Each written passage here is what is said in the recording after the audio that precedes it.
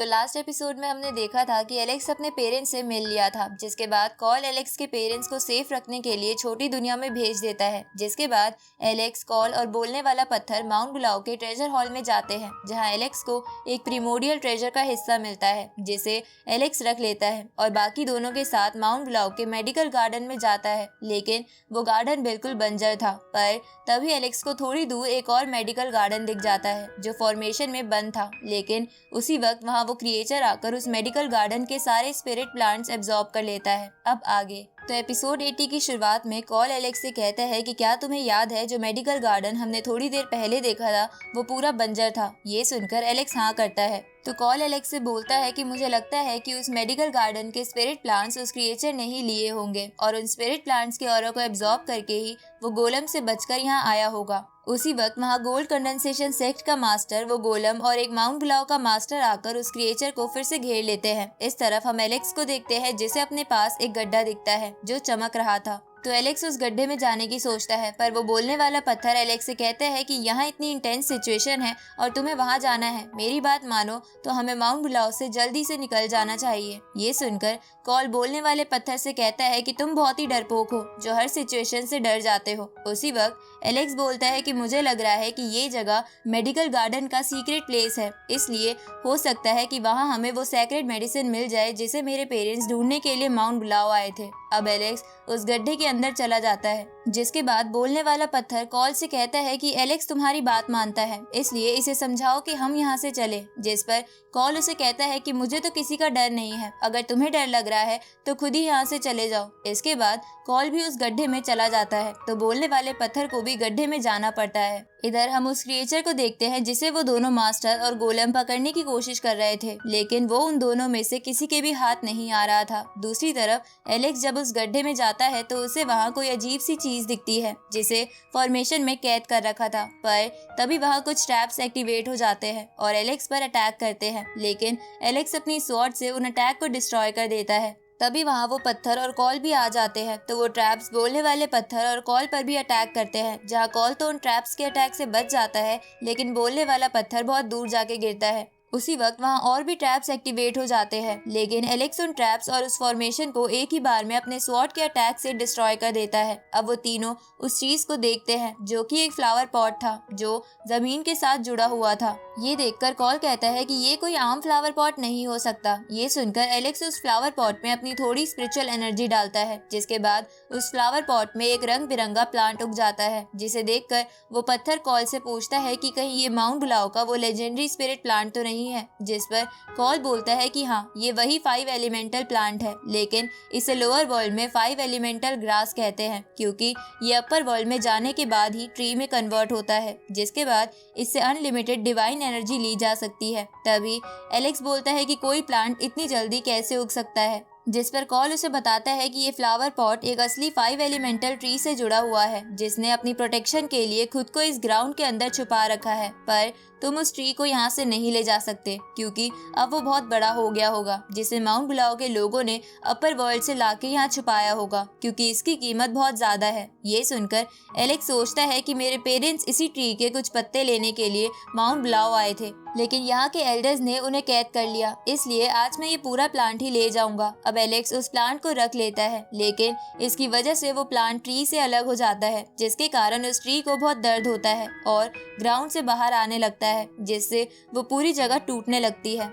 इस तरफ हम उस क्रिएचर को देखते हैं जो बहुत देर से उस गोलम और उन दोनों मास्टर से बच के भाग रहा था, लेकिन वो मास्टर उसका पीछा नहीं छोड़ रहे थे। इसलिए वो क्रिएचर सोचता है कि उसे किसी की मदद लेनी होगी ताकि मैं यहाँ से निकल सकूं। इधर वो तीनों उस गड्ढे से बाहर निकलने लगते हैं, लेकिन बाहर का रास्ता बहुत तेजी से बंद हो रहा था, तो एलेक्स उस पत्थर को जोर से जमीन पर मारता है, जिससे एक बहुत बड़ा इम्पैक्ट क्रिएट होता है और इम्पैक्ट का इस्तेमाल करके वो तीनों उस जगह से बाहर आ जाते हैं। तभी वो क्रिएचर उन तीनों को देखकर उनके पास आता है। ये देखकर कॉल उसे कहता है कि तुम हमारे पास क्यों आ रहे हो, मैंने तुम्हें बाहर निकाला था और अब तुम उन मास्टर्स को ही हमारी तरफ ला रहे हो। तो वो क्रिएचर कॉल से कहता है कि उन तीनों को बस तुम 3 दिन तक डिस्ट्रैक्ट करते रहो, ताकि मैं इतने वक्त में खुद को रिकवर कर लूं। उसी वक्त वो गोलम और वो दोनों मास्टर उन चारों को घेर लेते हैं, जिसे देखकर वो पत्थर डर जाता है। क्योंकि वो उनसे 3 दिन तक नहीं लड़ना चाहता था। इसलिए वो एलेक्स के बालों में छुप जाता है। उसी वक्त वहाँ से थोड़ी दूर एक पोर्टल ओपन होता है जो कि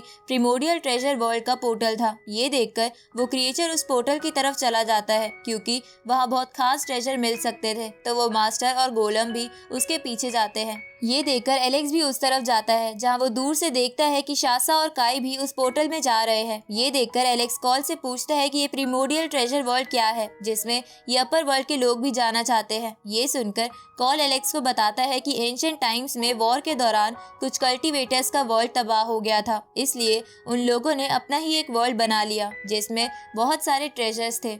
इसलिए उस वर्ल्ड को प्रिमोडियल ट्रेजर वर्ल्ड कहते हैं। ये सुनकर एलेक्स कॉल से पूछता है कि क्या वहाँ अच्छे ट्रेजर्स भी होंगे, जिस पर कॉल हाँ करता है। तो एलेक्स कॉल से पूछता है कि फिर दूसरे लोग बाकी ट्रेजर को ढूंढने के बजाय प्रिमोडियल वर्ल्ड से ही ट्रेजर क्यों नहीं ले आते। तो कॉल एलेक्स को बताता है कि प्रिमोडियल वर्ल्ड का पोर्टल अचानक से ओपन होता है और मुझे लग रहा है कि जब हम उस स्पिरिट प्लांट को ले रहे थे तब हमसे कुछ ऐसा हो गया होगा जिससे पोर्टल खुल गया। अब वो सब उस वर्ल्ड के अंदर आ जाते हैं जो वर्ल्ड बहुत ही सुंदर था। इधर वो मास्टर और गोलम उस क्रिएचर का पीछा अभी भी नहीं छोड़ रहे थे। तो वो क्रिएचर एलेक्स और बाकी सबके पास आता है और उनसे कहता है कि ये वर्ल्ड बहुत ही खतरनाक है, इसलिए हम साथ मिलकर काम कर सकते हैं। ये सुनकर कॉल इसके लिए मना कर देता है क्योंकि वो क्रिएचर इंजर्ड था, इसलिए कॉल को ही उन तीनों से लड़ना पड़ता। पर तभी गोल्ड कंडेंसेशन सेक्ट मास्टर उस क्रिएचर पर एक अटैक करता है जो गलती से कॉल को लग जाता है, जिससे कॉल बहुत ही गुस्सा हो जाता है और मास्टर पर एक अटैक करता है, लेकिन वो मास्टर उस अटैक से बच जाता है। इसके बाद वो दोनों मास्टर और वो गोलम उन तीनों को घेर लेते हैं, जिसके बाद वो तीनों अपनी पावर्स की मदद से एक फॉर्मेशन बनाते हैं और उन तीनों को उसमें कैद कर लेते हैं। तभी वो गोलम उस फॉर्मेशन की तरफ एक लेजर अटैक करता है, लेकिन वो तीनों उससे बच जाते हैं। ये देखकर वो गोलम और मास्टर्स उस फॉर्मेशन को छोटा करने लगते हैं ताकि एलेक्स और बाकी सब उससे कटकर मर जाए। ये देखकर एलेक्स सोचता है कि उन्हें जल्द से जल्द कुछ करना होगा। तभी वो मास्टर कॉल पर फिर से अटैक करते हैं, जिसकी वजह से कॉल अपने गुस्से पे काबू खो देता है और एक डिवाइन बीस्ट का होलोग्राम बनाकर एक ही झटके में वो फॉर्मेशन तोड़ देता है। ये देखकर वो मास्टर हैरान हो जाते हैं।